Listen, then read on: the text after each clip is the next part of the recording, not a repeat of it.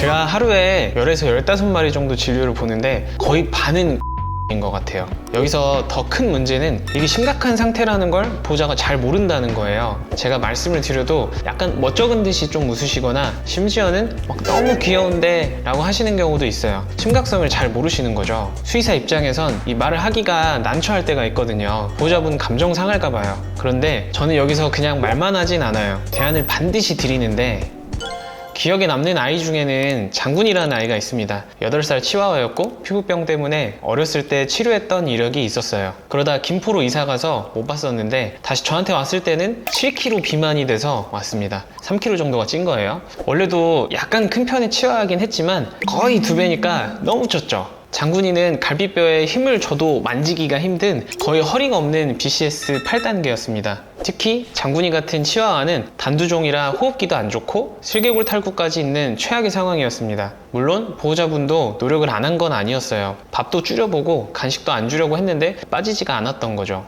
김포 병원에서도 살을 빼야 됩니다 들었다고는 하시는데 처음에는 보호자분이 크게 와닿지는 않으셨다고 해요. 물론 그래도 사료를 줄이기는 했지만 장군이가 새벽마다 낑낑대니까 어쩔 수 없이 또 밥이나 간식을 주고 다시 찌고 반복되다가 거의 3kg가 늘어서 왔습니다. 이게 저는 셋 다 너무 안 좋은 결과인 것 같아요. 아이는 건강이 안 좋고 수의사는 아이 건강관리 하나도 제대로 못 해준 거고 보호자는 낑낑거리는 소리 때문에 잠도 못 자고 그렇다고 주잔이 살 빼야 된다는 압박감이나 책임감은 있고 여기서 못 이겨서 주면 죄책감 들고 비만인데 여기서 호흡기까지 안 좋으면 저는 진짜 심각한 상태라고 보거든요. 진짜 죽을 수도 있다, 위험합니다 하면 이해하시는 분들도 있지만 약간 과장한다고 오해하시는 분들도 계십니다. 제 생각엔 강아지 비만이 진짜 위험한 이유 중 하나가 이거라고 생각을 하는데 보호자분이 심각성을 진짜 잘 모르세요. 귀엽다, 털찐 거다 라고 생각하시는 경우도 있고 가끔 이게 보호자분이 너무 멋쩍어 하시니까 강하게 말 안 하는 수의사분도 계시거든요. 이것도 심각하다고 봅니다. 비만이라는 단어가 너무 대중화되다 보니까 질병이다 생각을 안 하시는데 진짜 위험한 질병 중 하나입니다. 저도 우리 마롱이 자주 확인하는 것 중에 하나가 체중이거든요. 보통 마롱이도 어디 놀러 갔다 오면 좀 찌거든요. 찌면 BCS 6까지도 가는데 그럴 때는 꼭 관리를 해서 5 정도로 유지하려고 합니다. 장군이 보호자분께 저 믿고 다른 거 안 해도 되니까 딱 사료만 바꿔보자고 했습니다. 건강검진 했을 때는 문제가 없어서 사료만 변경해도 되겠다고 생각했거든요. 장군이는 최소 지금 체중에서 20에서 30% 정도 빼야 됐습니다. BCS 기준으로 1단계 낮춰지려면 보통 10% 정도 감량을 해야 되는데 장군이는 8이어서 5까지 가야 되니까 간식을 끊고 사료를 줄이는 걸로 해결되기는 보통 어렵더라고요. 과체중 정도는 간식 끊고 사료 줄여보면 해결되기도 하는데요. 비만인 경우는 거의 이 정도로는 해결이 되진 않습니다. 제 수의사 인생에서도 비만에서 이상적인 상태까지 그렇게 빠진 거는 잘 본 적이 없는 것 같아요.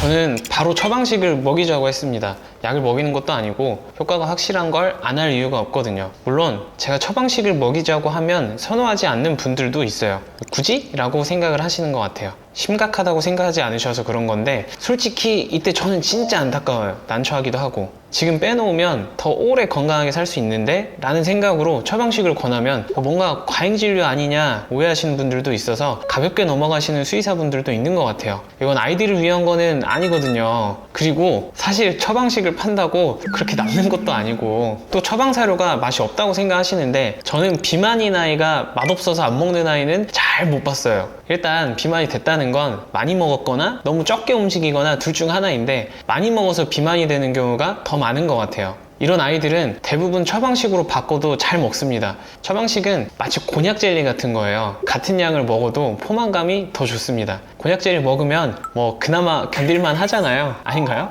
가끔 처방식으로 바꿨을 때 잘 안 먹는 아이들도 있는데 이런 경우는 보호자님이 진짜 맛있는 음식 고기를 준다거나 이런 경우에요. 이런 경우에는 어쩔 수 없어요. 기존 사료랑 처방 사료를 섞어주다가 점점 다른 걸 줄이고 최소한으로 섞어주는 방식으로 급여해야죠.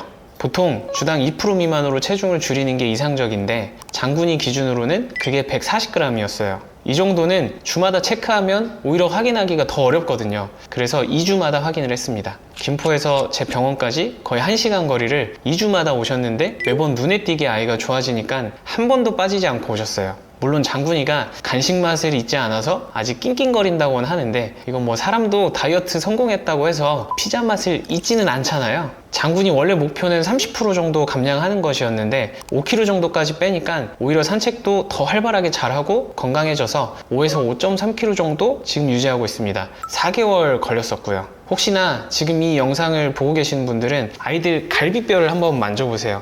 허리 라인도 봐주시고요. 사람도 그렇지만 강아지한테도 눈바디가 정말 중요합니다. 요즘 다른 강아지 영상들 보면 뭐 정신건강, 행복 이런 영상이 많더라고요. 근데 너무 아쉬운 건 비만의 심각성을 다룬 영상이 별로 없어서 꼭 이야기하고 싶었습니다. 자, 오늘 제 이야기를 정리하자면 딱 3가지만 기억하시면 좋을 것 같아요. 첫 번째, 과체중일 때부터 관리해 주시면 좋고요. 비만부터는 아예 운동과 식단에 대해 보호자분이 좀 더 심각성을 인지하고 관리해 주시는 게 필요합니다. 두 번째, 빨리 빼면 요요가 옵니다. 보통 주당 2% 정도 빼는 게 좋은데 눈으로는 잘 보이지 않기 때문에 이때는 병원에 가서 2주마다 한 번씩 확인을 받으시는 게 좋겠습니다. 세 번째, 결국은 건강한 식습관을 하는 게 좋습니다. 이때 간식 관리도 중요한데 간식에 대해서는 별도 영상으로 다뤄보도록 하겠습니다. 오늘도 영상 끝까지 봐주셔서 감사합니다.